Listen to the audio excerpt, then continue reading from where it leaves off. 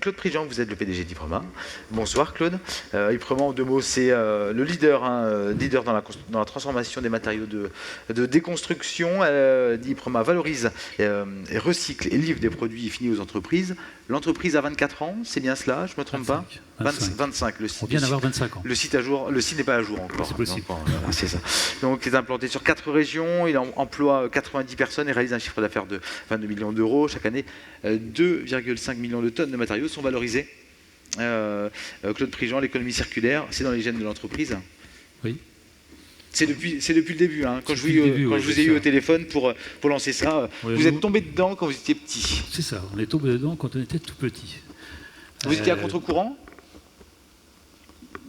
À contre-courant, non. On n'était pas au début, on n'est toujours pas, même si effectivement ça devient d'actualité, même si on en parle aujourd'hui, et tant mieux effectivement qu'il y ait des réunions comme ce soir, comme celle de ce soir, parce que ça rassure un peu.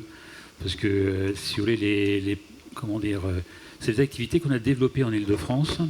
Parce qu'en Île-de-France, pour construire, sur toutes les grandes métropoles, pour construire, il faut déconstruire. Et donc vous avez en fait une matière première qui sont les produits de déconstruction. Que ce soit les déconstructions de bâtiments ou les déconstructions de routes. Alors dans les années 60, 70, on y allait gaiement. On démontait et puis on envoyait en stockage. Et puis on allait extraire des matériaux naturels pour refaire des bâtiments ou refaire des routes. Le problème, c'est qu'en Île-de-France, à force de taper dans les ressources naturelles, on est pratiquement venu à en manquer. Aujourd'hui, on en manque. Bon. Et donc, il faut aller de plus en plus loin et les chercher. Donc, dans les années 80, on s'est intéressé à cette solution qui consiste à reprendre des matériaux de déconstruction, des bétons par exemple, de les reconcasser, de les cribler et de les réutiliser en matériaux routiers. Voilà ce qu'on a commencé à faire dans les années 80. On a créé Iprema en 89. Voilà, donc ça fait 25 ans qu'on fait cette activité sur l'île de France. On est donc implanté en Bretagne, on est en Rhône-Alpes, plus précisément en Ardèche, et on est aussi en Champagne-Ardenne à Reims. Voilà l'activité. Donc on n'était pas... on permettait, en fait, on était une alternative au début, si vous voulez, entre la mise en décharge et l'extraction de matériaux. Et donc pendant longtemps, on a cherché un concept sur lequel on puisse s'appuyer pour développer ce type d'activité, puisqu'on avait en fait maîtrisé assez rapidement le savoir-faire technique.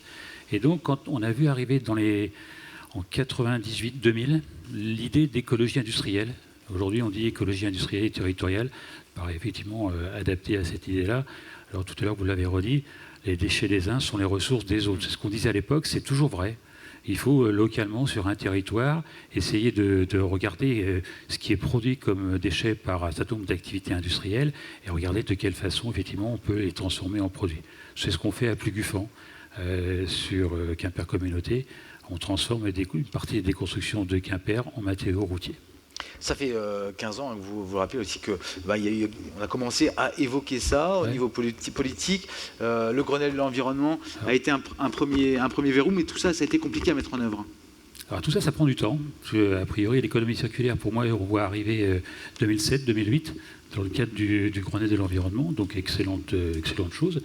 Alors c'est une idée qui a, c'est une idée qui avance parce que quand on fait la comparaison entre l'économie linéaire et l'économie circulaire, à mon avis, il y a beaucoup de monde qui peut comprendre. L'écologie industrielle, on avait dit en 98, ça avancera peu parce que c'est un oxymore, c'est deux termes contradictoires. Bon, et effectivement, ceux qui m'avaient dit ça à l'époque, ils avaient raison. Mais à l'époque, on ne le savait pas, il fallait quand même insister. Mais l'économie circulaire, ça fait son chemin, et à mon avis, dans les associations, dans les entreprises, dans les collectivités. Et c'est ça, je crois que c'est très important. Alors après, alors nous, on sert simplement de témoin. Hein. On est sur un exemple d'économie circulaire sur la Cornouaille, sur Quimper Communauté, et ça permet d'imager. Alors, en préparant justement cette interview, vous m'avez dit les entrepreneurs n'ont pas pris l'importance encore de cette éco-industrie. Pour quelle raison ? Parce que c'est tout à l'heure Luc Ferry qui l'expliquait très brillamment, c'est une innovation. Et donc, pour innover, il faut remettre en cause ce qu'on faisait précédemment.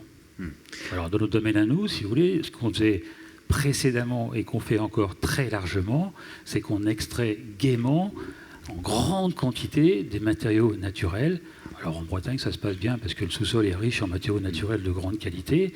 Je vous assure qu'il y a des régions comme l'Île-de-France qui sont déjà en pénurie très importante. Et a priori, il y a d'autres régions dans les années à venir qui rencontreront des problèmes très importants. Et donc il faudra faire un effort pour réutiliser, recycler les déconstructions du BTP. Alors, selon vous, je rappelle simplement que c'est le plus important gisement de déchets en France. Le BTP. Les déchets de BTP. C'est 250 millions de tonnes, pour donner un ordre de grandeur. Les déchets ménagers, c'est 25 millions de tonnes. Donc on est sur un sujet quand même très très lourd. Je rappelle que les terres, c'est 2 tonnes par habitant. Les déconstructions de bâtiments, les déconstructions de routes, c'est 1 tonne par habitant. Bon, aujourd'hui, s'il y a des difficultés, c'est parce que ces quantités-là sont réelles. Elles sont un peu masquées, parce que quand on parle de 250 millions, personne ne se rend compte de ce que ça représente. C'est pour ça que je donne des ratios qui sont qui sont utilisés par les Flamands, les Hollandais, les Allemands, qui ont du mal à venir jusqu'à nous, mais bon, on finit comme nous, on va écouter un peu comment ils analysent, et puis on ramène un certain nombre de ratios. Si c'est vrai en Allemagne, en Flandre, en Hollande, c'est à mon avis plus que vrai en France. Alors, en préparant justement cette interview, vous m'avez parlé aussi d'autres choses que la matière première de la déconstruction du bâtiment. Vous êtes notamment dans le Crest-Braze, hein, vous êtes bien implanté. Et là, c'est vrai qu'il y a des exemples auxquels on ne pense pas forcément et qu'on peut retransformer et valoriser d'une certaine manière. Alors, je sais que ça fait rigoler, mais moi j'ai la chance d'habiter Carhaix. Alors Carhaix, on a un maire qui fait parler de lui régulièrement, y compris à Quimper. Et on a aussi la mondialisation en direct, puisque comme disait Jean Livreau, on a les Chinois qui s'installent. Et je vous assure, les usines qui sont commencées à construire se construisent très rapidement. Quand il parle de fin 2015, je ne sais pas si ce sera fini, mais ce sera certainement très avancé. Et donc les exemples en Centre-Bretagne, c'est par rapport à l'agriculture. Moi, j'ai découvert plusieurs exemples du recyclage de coquilles d'œufs en amendement calcaire. C'est un exemple très concret. Du recyclage de fientes de volaille en engrais. Alors, avec un procédé, alors franchement, là, la première fois que je l'ai visité, je n'y ai pas cru, je suis retourné. C'est bien comme ça que ça fonctionne. Le séchoir est entre 2 poulaillers. La chaleur, c'est la chaleur qui est produite par les poules des 2 poulaillers, qui alimentent le séchoir pour sécher leurs fientes. Et je vous assure qu'une fois séchée, une fiente de volaille, c'est un engrais. Voilà. Et donc, c'est des solutions simples, mais à mon avis, redoutablement efficaces. Alors, la biodiversité n'a jamais été aussi présente sur vos sites aujourd'hui. Comme quoi, on peut lier développement industriel et préservation de la biodiversité. Oui, alors ça, c'est à Plugufan qu'on l'a découvert, parce que le terrain sur lequel on s'est installé en 2001, c'était un terrain de 2 hectares, qui était en partie basse une ancienne carrière, et en partie haute, c'était un espace paysager qui n'avait pas été exploité. Donc on a fait appel à une architecte paysagiste qui s'appelle Cécile Catalot, qui travaille sur Quimper Communauté, et qui nous a fait un plan d'aménagement qu'on a respecté. Et donc on a en fait gardé l'espace naturel. Et alors il y a 4 ans, puisque pour nous c'était quand même le site où on avait 1 hectare d'espace naturel ancien, on a demandé à une personne qui s'appelle Cyril Blond, qui est un expert faune-flore, qui est à Vannes, de venir faire un audit. Et alors, il nous a trouvé toute une succession de variétés de plantes et de petites fleurs, dont, par exemple, l'escargot de Quimper, des orchidées qui sont assez rares, y compris en Bretagne, et qui existent à Plugufan. Et donc on s'est dit effectivement que c'était intéressant, c'est-à-dire de le faire revenir.